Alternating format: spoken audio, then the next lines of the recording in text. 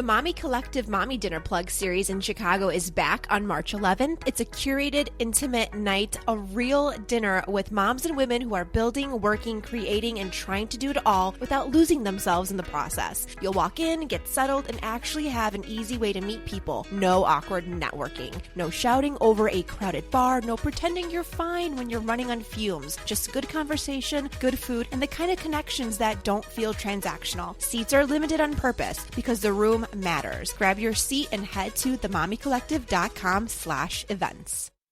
Welcome to the Mommy Collective. I'm Paulina Rowe, radio host, TV contributor, writer, and mom of one. This is where ambitious moms come to keep their identity intact while navigating motherhood. Here we talk about the real stuff: career, money, relationships, identity, and everything that gets messy in between. You won't find sugarcoating or cliches. What you will find are unfiltered conversations, real resources, and proof that you don't have to lose yourself to be a good mom. The Mommy Collective is here to remind you can be ambitious, you can take up space, and you can thrive in motherhood and in everything else that makes you, you. Before we get into the episode, make sure you're following the Mommy Collective on Facebook, TikTok, and Instagram, and share this podcast with a mommy in your life who needs a little inspiration or just a reminder that she's killing it. Also, don't forget to sign up for our newsletter and leave us a review so we can keep showing up and reach every ambitious mom out there doing big things. Let's get into it.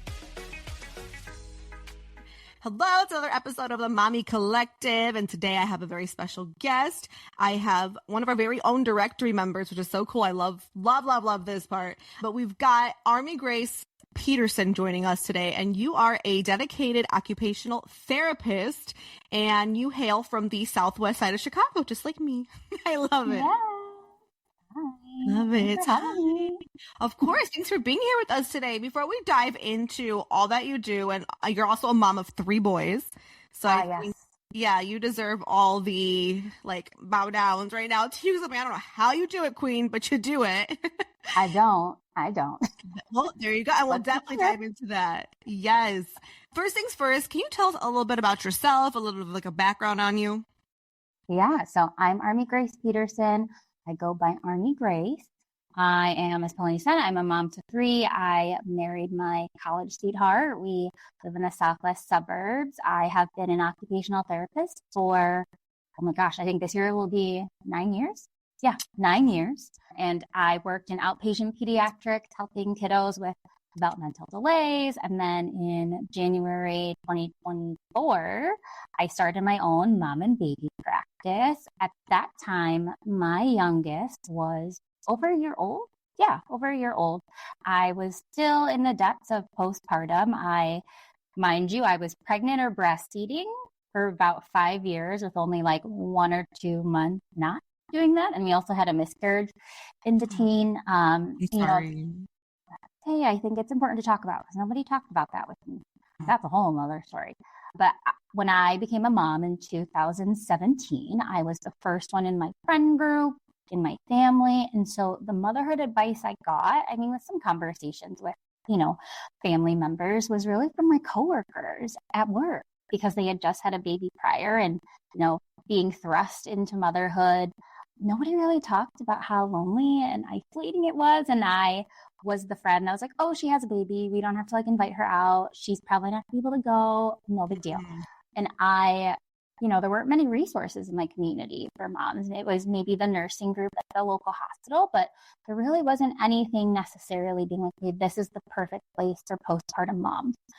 And then as my son's first year went along, navigating motherhood and identity, that was really hard for me. And then we actually had a miscarriage when my son was about 15, 16 months old.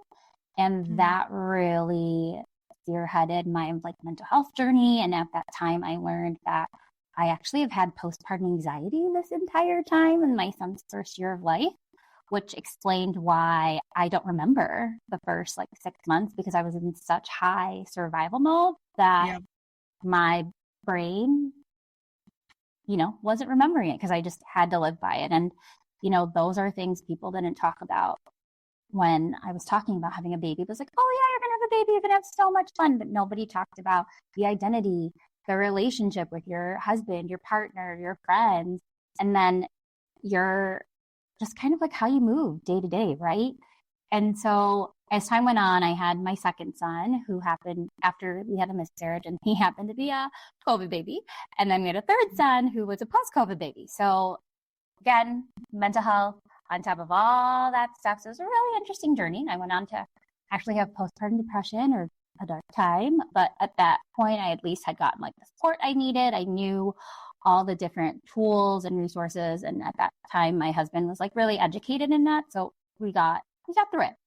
So now fast forward to January 2024, I started my business with hopes of really helping moms in the way that I wish I had been, and kind of being, I'm the oldest, so I never had a big sister. I feel like my personality is I love being the big sister to people because I try to be the big sister that I never had. And so I think that's just my personality in a nutshell. I learned the other day, but I do have 3 kids. I don't do it all. I hate it when actually people are like, and I'm like, I don't.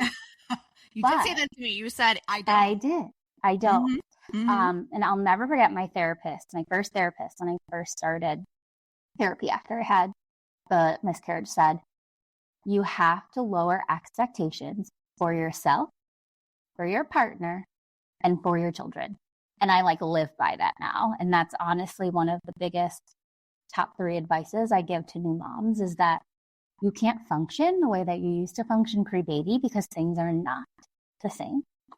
And giving yourself the grace to do that, nobody really, again, preaches that. It's like the supermom aspect sometimes. And I try to be like, we're not supermom. We have our bad days. I yelled at my kids today, or like, I just sat on the couch and vegged out. I think we need to allow those moments to. Yeah. I hope that answered the question. Absolutely. No, I love it. I love it. And we're going to dive into that as well. Like, starting your own business, like kind of going solo in a way. And I want to dive into all that as well. Before we do though, I kind of want to dive into the origin story more of what you've created and what you're doing.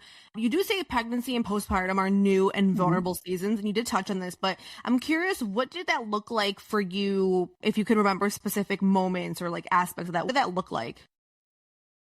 I remember in pregnancy, somebody had gifted me what to expect when you're accepting. And me being the straight A, studious student, I was like, oh, I have to read everything and know every little fact. And I loved it.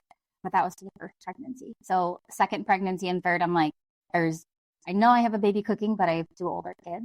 So I got to experience pregnancy in different states. What did it look like for you as far as pregnancy, postpartum being new and vulnerable seasons? Do you remember what that looked like for you personally? Yes. So, with the pregnancies, my first son, I actually went back to work at the 3-month mark for 4 days a week. And so juggling being a mom, going to work and having that identity. And then my husband and I were very fortunate. Our parents took care of our kids. So my oldest son had 2 days with my parents and then 2 days with my husband's parents. And that was after my first son. Then with my second son, I went back to work 3 days a week and had 2 days. And then with my last son, I went back to work 1 day a week. So I kind of got this taste of working mom, 1 day mom, and then still working mom, but more hands-on mom. And then with my last one, I was very hands-on, more along the lines of stay-at-home mom because I was home. So I got to experience the different parts of it, but the struggles were still the same. It being I need to have an identity. And I learned it after some time. I myself needed an identity outside of my family, outside of my children, because that's what made me a better mom. But initially, my mindset was I have to sacrifice all these things. Sacrifice makes me a good mom. I'm not going to go out with my friends or right after work. I'm not going to stay and chat with my coworkers. I'm going to come right home and be with my baby because I had to switch so fast back and forth during my oldest. But as time went on, I'm you know what? I'm allowed to have an identity outside of mom and employee. And I think once I learned to show up for myself and take care of myself, my whole mindset of things shifted. I wasn't as resentful. I noticed my self-regulation was better. And I think that's something I really push onto moms, is that you're allowed to take care of yourself, because well mom, well baby. And people think that the efforts that you invest in a child, right? You bring them to classes, you buy them new things, you think that will help them be successful and thrive. And yes, there is a role that plays, but research shows that it's actually parental mental health and wellness that influences like a child's ability to thrive, which makes sense because if parents are well, they can be present, they are able to have bonding and attachment with their child. And actually, I think it was it 2024? The U.S. Surgeon General actually came out with this like 74-page article about how parents in the U.S. are under stress. And what does that do for families? Oh, wow. Mm-hmm. Yeah. I believe it. I've always said that. I said, if I'm not going to water my own cup or water my cup, whatever it means, water myself, right? Like if I'm not going to take care of myself, water. all of it. If I'm not going to do that, I'm like, I don't know how well of a mom I am showing up as, you know, like I know I'm an amazing mother, but I'm like, this is already hard and I need to make sure that I'm good. So like she's good. And I think that's why my daughter has thrived very much so since quite literally she was born, because I always felt like I poured into her and obviously to myself. So I love that. Yeah. And they really are little mirrors, and learning to set boundaries is something we've done with our kids. So to be like, well, mommy can't do that right now. Or why can't mommy play with you? Well, mommy just needs a minute. So something I've learned over the years, especially now that I have 3 very energetic kids and a husband, is setting boundaries of like, this is my limit of me giving time of my time to you. Like my kids will sometimes find me like in our bedroom or in my closet, just hiding, like in silence. And, you know, my husband and I will tell our kids, you know what, mommy, daddy just need a minute to themselves. They just need some alone time. And so now our kids, if they don't like want to be around us or they go to their room, like my one middle son, he does it all. He goes, I just need some alone time. I just want to be alone. And it's like, you are allowed to have that alone time. Like, that's so great, you know? And so setting those boundaries, or even just kids who just tell you exactly what they want and have like no reservations about it, are the best, because I was so bad at setting boundaries up until, I don't know, but like a year ago. And so for our kids to be like, no, I don't like it, I don't want it, and like there not be like any argument to it, it's like so beautiful, even though as a parent, it's hard to be on the receiving end of like, you know, the power and that stuff. But you're like, yeah, you tell them you don't want that piece of candy and that you don't like it. That's not a flavor you like. Don't let them tell you to take it, you know? 100% agree. I love it. And I know you've kind of touched on this as well, and I would love to dive more into it. You've mentioned postpartum anxiety and postpartum depression, but that is such a conversation that I think is so important to have. So what were your earliest signs that you were like, this isn't just a funk, baby blues, a bad day? What were the signs that led you to that, to know it really was, you know?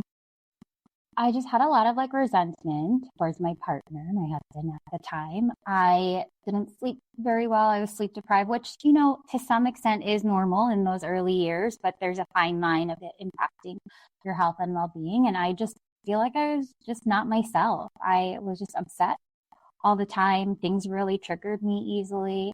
And then added to like the motherhood journey, I don't know if you've experienced this, I also was kind of doing some like inner child healing and really reflecting on my childhood and deciding like what mother I wanted to be. And then in therapy, also my therapist is like, yeah, you might have chronic PTSD. And I was like, oh, fun, another added layer to all the things I'm navigating. But yeah, I was angry. I was very triggered. I felt like everything, like my interactions with my husband, the best way I can put it is that my senses, I was such in a state of fight or flight that anything to me that sometimes my husband said was like a bear attacking me. Or like anything anybody said to me, I just felt like a bear was attacking. And that's how I viewed everything. Everything was even though it was like my husband trying to give constructive feedback or people trying to help, I viewed it as an attack. And like, I just found myself sometimes too, just like not wanting to leave the house because I didn't want to be put in situations where I was going to be uncomfortable and mad. And then I would spend the rest of the day like sulking in my anger and like not being present with my child. Yeah, no, that's very real. And thank you for opening up about that, because we don't talk about it enough. I really don't think we do. For sure. You know, and two, like, I think it's important too, like, just to kind of identify like how common this is. I've done some course training through Postpartum Support International. I'm not sure if you're familiar with that organization, but they also happen to have like a perinatal mental health certificate course where a lot of like therapists, mental health therapists, some occupational therapists, and some other allied professionals in the perinatal fields will pursue that just to kind of have more education regarding perinatal mental health disorders. So I've taken the 2 courses, and hopefully I'll sit for my exam eventually before the end of the year.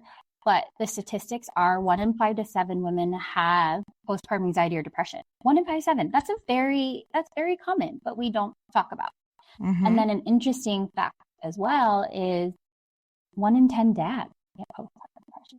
So, they're not exempt from the mental strain of the postpartum period, just might present differently. And so, yeah, sometimes it's definitely more common than you think. And so I've definitely made it a part of my conversations or just kind of my personality to talk about these hard things, because a lot of the time when I do bring it up, someone will be like, oh, and it's like that moment where like your vulnerability has empowered somebody to also be vulnerable in a time where they might have never thought or be allowed to be vulnerable.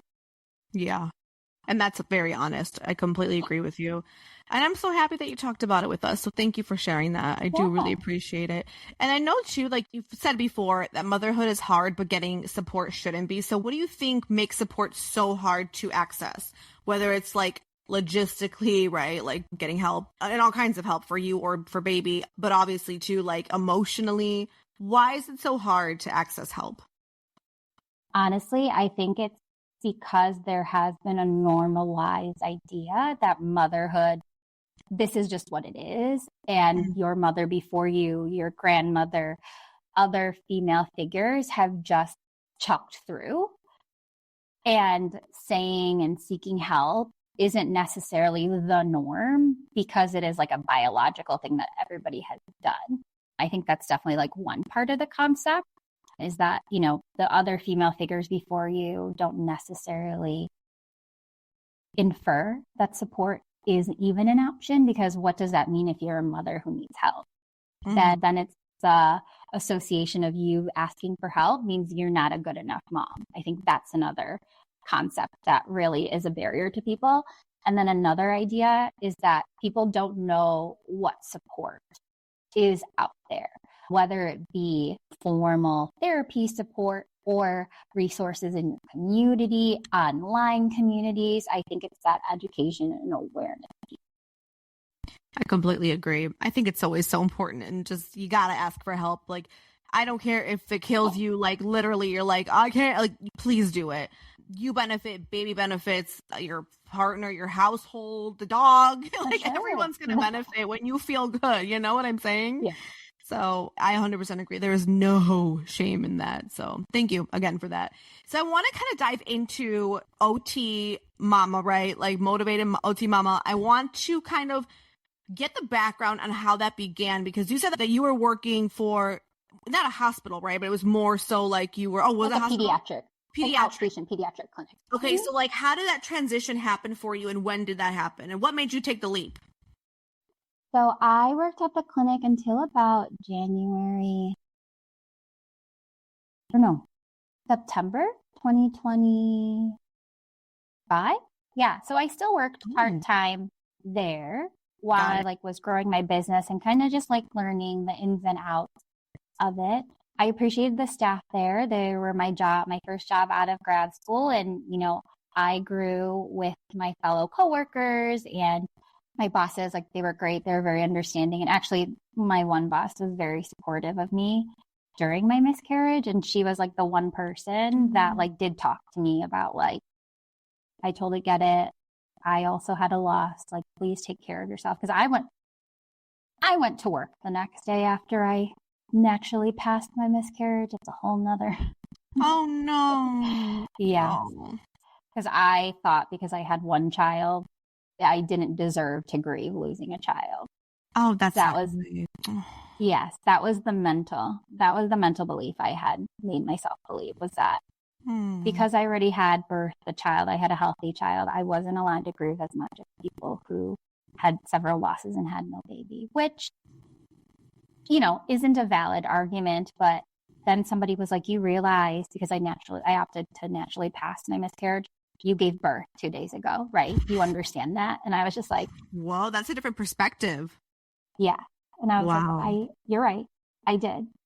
And they were like, your body needs to heal. And so my boss at that time was like, take all the time that you need. So I was very thankful for that clinic, for that support, but it was a great environment. I just think where my head was at in terms of my fulfillment in my career, it necessarily wasn't meshing. When you work in a clinic, it's often you have 45 minutes with a client. You are taking insurance. There might be some barriers with insurance. And I found myself giving a lot of education to families and, wanting to deep dive more, but in the time limitations, honestly, I'd probably end up being a kid for like 38 minutes or 40 minutes. I just didn't feel like I was maximizing in my input and in my benefit and the time and the resources. And I really wanted to deep dive further into like mom and baby. And I really focused on not just the child, which is what I did in the clinic. I feel like I really looked at the child, what was going on with the child and went there, but with the work that I do, because now with Motivated OT Mama, I'm in the home. So I get to be in their natural environment. I get to see how parents interact with their children, how the children interact with other siblings, how they interact with their dogs, because it's, the full life spectrum. And so I'm really able to assess like a whole body issue. Like, for example, like with a baby who's having a hard time feeding, right? Like, yes, feeding is such an important piece of that postpartum year, but there's so many things outside of just like the baby getting the milk in the mouth, right? We're looking at mom's body if she's breastfeeding. If they're opting to bottle feed, what does the bottle look like? Who's giving the bottle? When are they giving the bottle? And then it's looking at the baby's body and their development and oral motor skills, body coordination, and then going back to mom and being like, well, how is your pregnancy? How is your birth experience? Because all those things in context impact how mom is showing up for the baby. And if mom is in high stress and doesn't feel supported, that impacts milk supply. And so it's like sometimes like fine tuning it so back that we get there. But then if it's not milk supply, is baby crying and stressed out because mom is stressed out? And I found that a lot of my moms, well, I'll ask them like, are you breathing or are you holding your breath? And they're like, I'm holding my breath. And I'm like, well, baby's natural respiration rate. So if you are, babies aren't going to breathe either. Yeah. So that's why I recommend to my mom, sing to your baby, talk to them. You don't even have to say like cute things. Be like, mom is having a hard time today. We're going to just, there's just like stuff like that. Interesting fact, there was a research study in a class that I took where they gave babies pacifiers and when they sucked on it, music played. And so that music, like the auditory input was really motivating for them. But then when they did the mom's voices, the baby also sucked, but it was more vigorously and stronger. So I always tell my moms, I'm like, the power of your voice can help regulate your baby and make them be more confident and coordinated. Like, and in that power, the power of a mother and just working with mom and baby, not just a baby. And then I do work with some older children too. We work on regulation or some potty training. And again, like potty training, people think like, oh, you're just going to the bathroom. No, again, it's the environment. It's the stressors, the sensory experience. It's maybe there's a mental health thing going on, or I label myself as more of a holistic occupational therapist. So I look at like reflex integration. I do body work. I work with the fascia. We work on vagus nerve stimulation to, calm the nervous system down. So I really look at all of that. And I have had a few families who, within like 4 to 6 visits for my younger kiddos, for my babies, and then maybe like 8 to 10 for my older ones. It ranges, but I've gotten such good feedback, or I've seen progress within 2 weeks or a month from families who have not seen that much progress elsewhere, and they've like gone to services. And so it's being able to be in the place with parents and showing them what I'm doing, but I also like am such a big advocate for parents modeling it after me. So oftentimes with the baby, like I'll show them like how to exercise, how to move the baby, and I'm like, okay, do you feel comfortable doing that? And then same thing with their child, like this is the language I'm using, can you model this with them? And it's not just about helping the child per se, but I'm helping parents feel more confident with parenting and having more tools in their toolbox. My approach to occupational therapy is, have you heard, I think it's a proverb. I forgot who actually says it, but it's give a man a fish, feed him for a day, teach a man how to fish, feed him for life. And that's just my approach to therapy, because my job as an occupational therapist is so that you don't need me anymore. So how can I get you to not need me anymore? I love that. Oh yeah, I'll be calling you because we have some potty training coming up. So that's something that I'm like, oh boy, we need to get on that like ASAP. Yeah.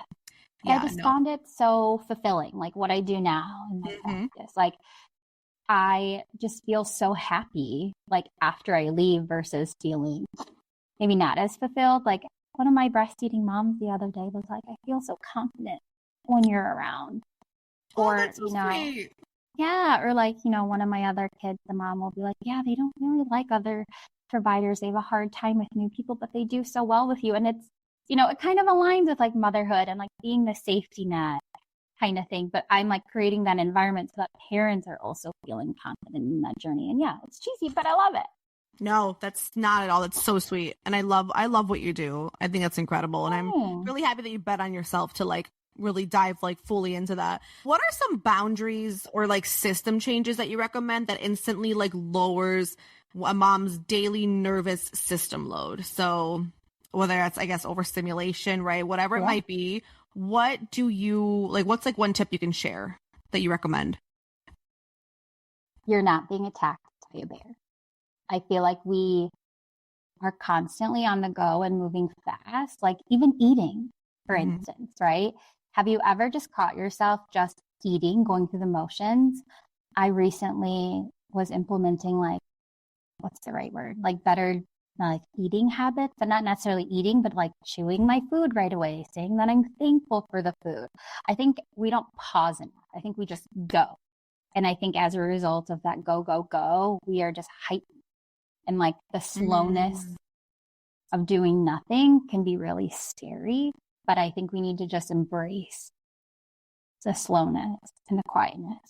And I also need to take that advice because I struggle with that. My husband will vouch for me, but. Oh no, we all 100% do. I completely get you. So when it comes to like community, right? I feel like you're kind of bridging a gap in care, in this specific kind of care. So what does meeting moms where they are, what does that look like in your practice? Well, it really comes down to being really client-centered. So whoever I work with, whether it's in a group setting or it's within like a one-on-one, I make sure I either have an intake, a written intake, or we have like a pre-phone conversation, because I do want to meet parents, families, moms where they're at, because everybody's on a different journey, right? And so the first thing I do is when a mom tells me something is like, you know what? I hope you know you're a good mom. That's oftentimes like the thing, because as moms, we need somebody to tell us like we're doing it right. Our kids are so lucky to have us. And it's just that pause of somebody being like, someone's acknowledging me for the things I'm doubting myself for are great. And so I'll often start with that, but it's just really presenting with mom, like what is weighing heavy on you and how can I help? And I'll often present, well, this is my approach to things. This is the treatment plan, or this is what I've done well in the past. What are your thoughts on this?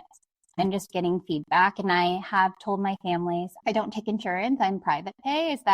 So I really place an emphasis on the quality of services that I do. And I tell parents, I want to make the most time of your time and your resources. So if things aren't working for you or you need more, I need you to tell me. And that clear communication between the two of us is really important. And I'm heavy on tools and toolboxes. So I will each one of my families has like a folder.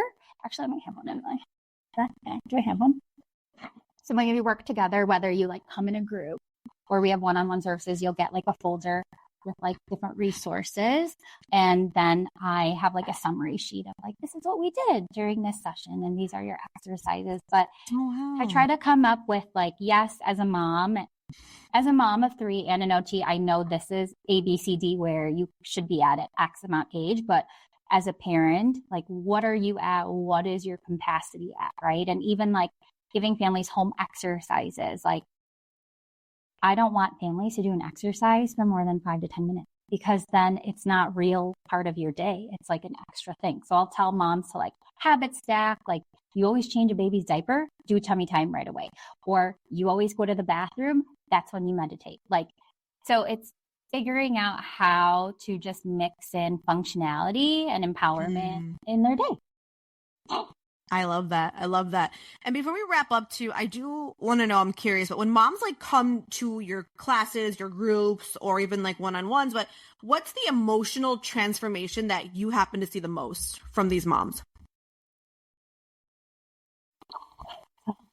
Good question. There was like so many moms that just like came by in my head. But yeah, there's just moms who are like, you've created such a space that I could share these fears or thoughts without judgment. Like that's a common thing that I've heard from some of my moms. I actually celebrated my 2-year business anniversary and I invited some of my group attendees and we kind of just, had a very casual group and I was just asking for feedback on what I could change, anything improvements. And that was like a common theme was that I allowed them the space to like just be in this like motherhood part and say what's on their heart. And I'm just like, postpartum me would have loved hearing everybody else's story because there's just a part of you sometimes as a mom that you're like, am I the only one that's not doing this? Am I the only one not doing this right? Am I going to ask my kids up forever?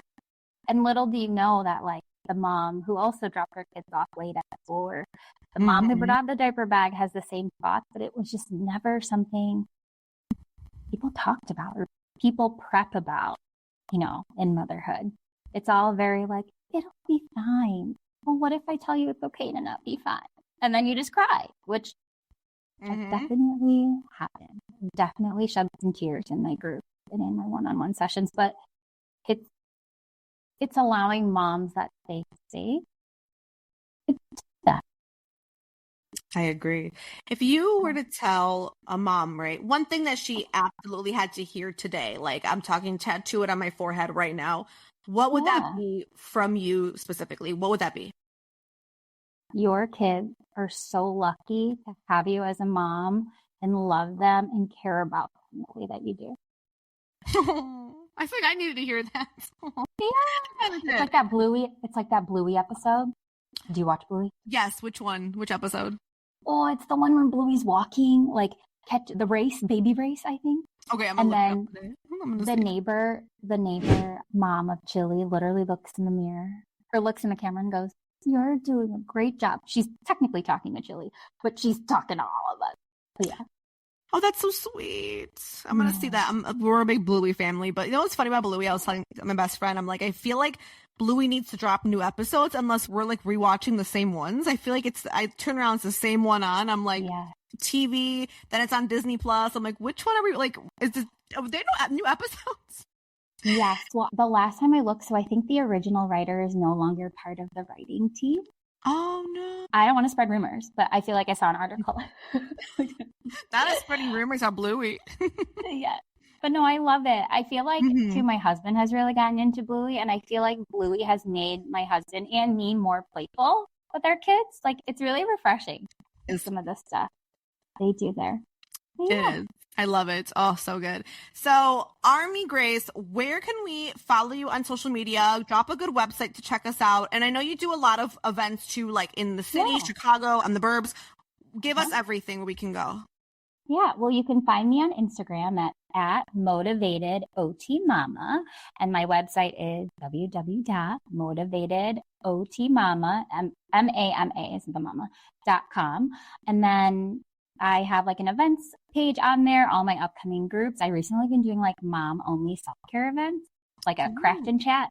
I did a vision board night, but hopefully I'll be doing more this year. You can find me on there. I do have like a contact form. If you are interested in services or interested in groups, I do offer free like 15-minute intro calls. So just kind of see like, am I the right fit for you? And if I'm not, I will always give you a resource to further support you. And I'm always happy to chat with like other perinatal professionals. I love doing presentations in the community because people don't even know what occupational therapy is, let alone for mom and baby. And I just want to educate the masses because motherhood is hard, but getting support shouldn't be. So I'm here for all the support too. I love it. And you're also in our directory. So if anyone's listening that wants to go there, boom, boom, boom. We have you listed. So it's a one-stop shop. I love it. Armi Grace, you're the best. Thank you for being here with us today. We appreciate you. Thank you. This was so fun. If you've been saying you need a reset, this is it. The Mommy Collective is hosting The Permission Slip, a live Zoom workshop with psychic Susan Rowland. It's for anyone who's been stuck in overthinking, second-guessing, or feeling like you're carrying everything and still trying to figure out what's next. You'll walk away with more clarity, less noise, and one solid next move you can take right away. Head to themommycollective.com, click events, and find The Permission Slip. See you there.